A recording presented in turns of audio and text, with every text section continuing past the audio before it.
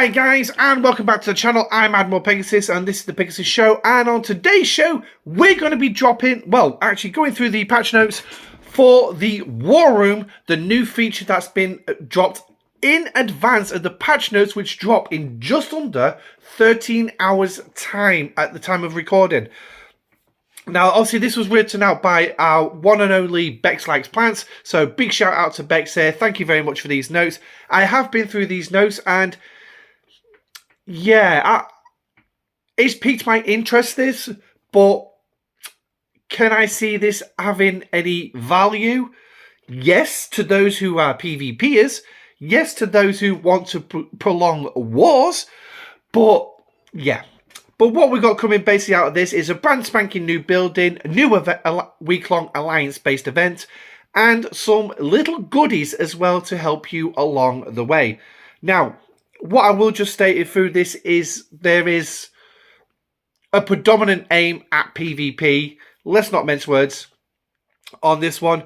But the one thing is, if you are not into PvP, do not worry. You do not need to participate in PvP just to gain benefits. But we'll find out more as we go through the notes. But before we get into all that, if you liked the video, please please subscribe to the channel. It's been that long since I've done it. But first of all, before we get into it, I do apologise for the lack of videos of late and the live streams.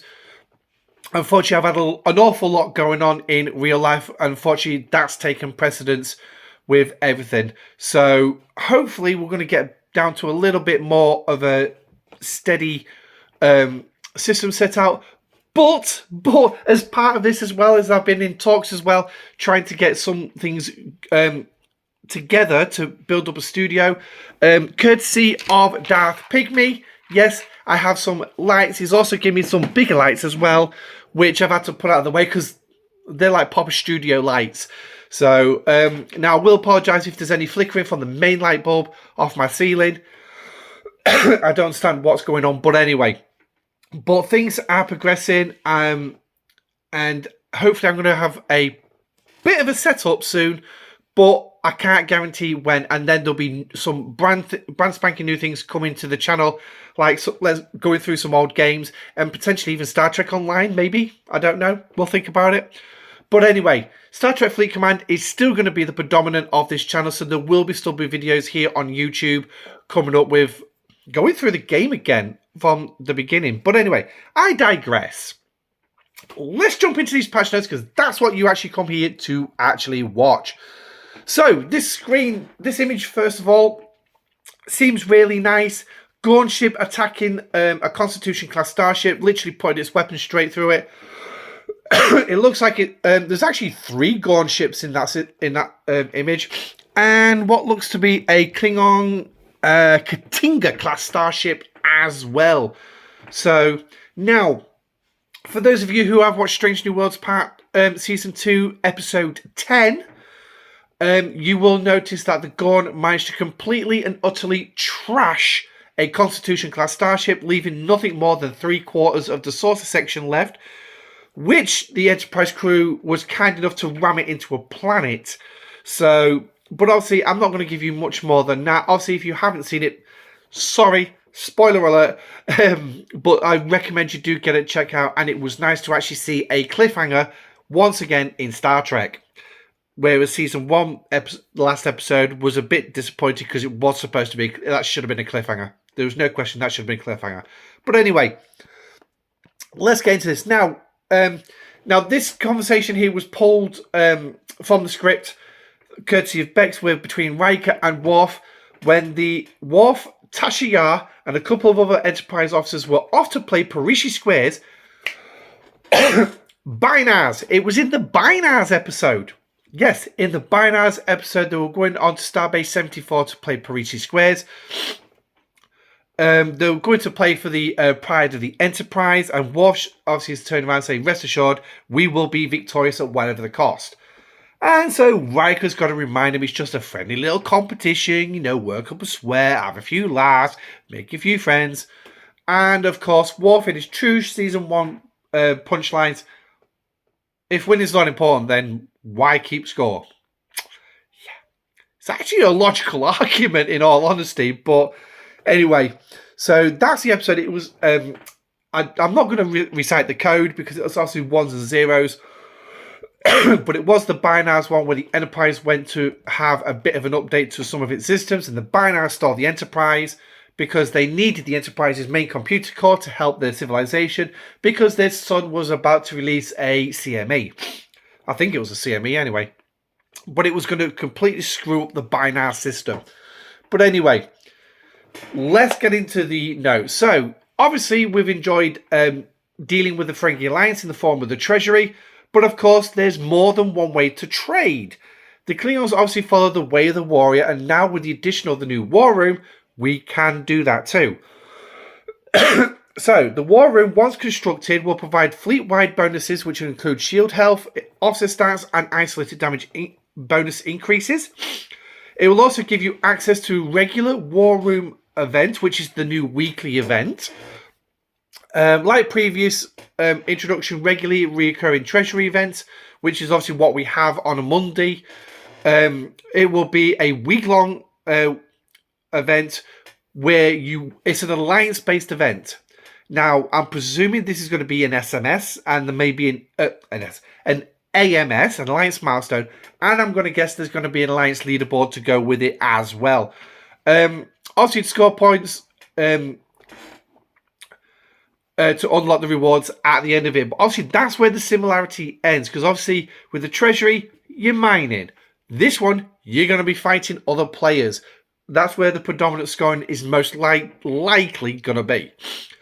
So the Klingons are not Ferengi, and they will not be opening your war chest by engaging your typical daily activities. So PvP is out of the question. To earn the war chest, you will need to fight, but you won't be alone, as a war room event and scoring is shared among all members of the Alliance. So OPC hunting, idle warships potentially. So yeah, literally anything is going to be game by the sounds of this. So here's the little loop that comes with it. So obviously, first of all, you're going to build the war room, and then you're going to wait for the events to start. I'm going to go out on a limb here and say they're not going to start on day one, because obviously they're going to want to give people time to build the building first so they can participate and contribute to this event. Excuse me. So, as a guess, maybe Thursday or Friday. Depends on how quick they release this building. Scoring in is basically reaching the milestones by scoring PvP points.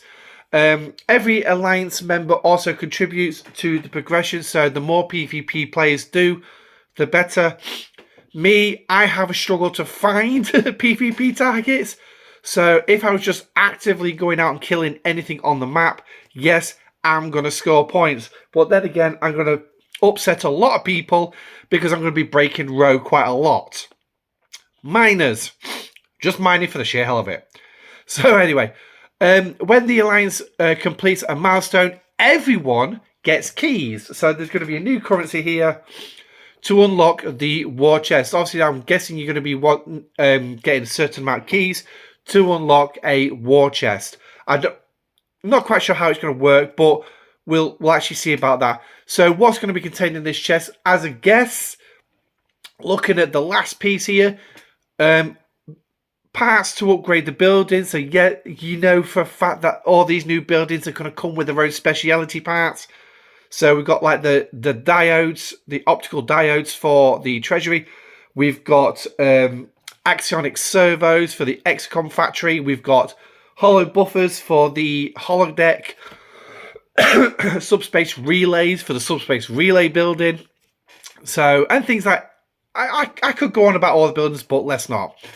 Also, you're going to have access to some resources and materials as well. There is a little bit list a little bit further down, we'll get to in a minute. So basically, by engaging in PvP over the course of the week, your Alliance will accumulate points needed to receive the war chest keys. Once you have these keys, you can open a chest and receive your reward. Now, obviously, these are going to be scaled by your ops level and the level of your war room. So the faster you get the war room up, the better. Spenders, obviously, going to go out, spend, and make that war room as big as possible. Free to play, basically, you're going to be working on it and getting the points, getting the materials through the war chest. every so often. Now, is there going to be a daily drip behind this? I've not seen it mentioned, so I cannot say definitively it will be. So I'm going to say straight no. You're going to get your parts from the war chest on this one. I could be wrong, so just to put that in there. If you want the greatest rewards from your war chest, you will need to upgrade your building, as I've just said. So the rewards you're going to get then is basically going to be basic and Sigma resources, materials. Just to throw out there, Sigma, it goes without saying, 61 plus. Ship parts, emblems of honor, seals of Kotal, which help unlock the exclusive tactical warmonger research node. So that sounds like it's going to be an interesting one. What it's going to do, I do not know. We'll find out in the game when we do. So here's the buffs for the building. Bloody hell, my nose is really pissing me off right now. Shield health, officer stats increase, and isolated damage. Now, there's your percentages. Just to throw out there, if you have actually watched the video from Star Trek Fleet Command from Scopely, which the link is further down, there is a link on Discord as well. Or just go to YouTube. If you subscribe to Star Trek Fleet Command's official YouTube channel, then by all means go on there as well. But this is going to be a 70 level building. I've got to make sure I pronounce this correctly. So starting with the low percentages, as you see, so you got 20, 10 and a 0.5. That's going to be level 1. 3200, 2250 and the 50, they're all going to be level 70. So which means it's going to be spread out through those various levels. As we see with the treasury, the facade, the mess hall, yeah, you know, it increases as it gets bigger. So worth actually doing, but yeah. Now, obviously, Scopely do recognise that not all commanders feel the way of the warrior, but the War Room facility will provide excellent bonuses regardless of your participation in the event. So basically, you're just relying on those PvPers. Now, if you do have a full alliance where basically nobody does PvP, nobody likes OPC hunting, yeah, I don't quite know what that's going to mean for you guys. Something tells me not very good, but I don't know. The event is set up so that the more aggressive players in your alliance can contribute to the success of everyone else. So with so many aspects of life, choose your friends and allies wisely. So basically means choose your members wisely. Go for the PvP hunters. That's that's basically what it's saying. Now, we all know that PvP in this game is not particularly balanced. As most games that's PvP as well, the strong always dominate over the weak. There is ways that they could balance it out. I have mentioned it in the past before, like a specialized ship, which balances the battle out more fairly. But obviously Scopely won't be doing something like this, so they are going to be pushing PvP on this one. But again, it does go without saying you do not need to participate. FOMO, fear of missing out. You do not need to participate if you do not want to. Bearing in mind that a lot of things have been added into the game lately with all the new loops and everything. So sit down, have a talk with yourself and think about, is this something you want to get involved in? Me, with this war now, I tend not to go hunting. If I see them, I shoot them. If I can. If I can't, I run. It's that simple.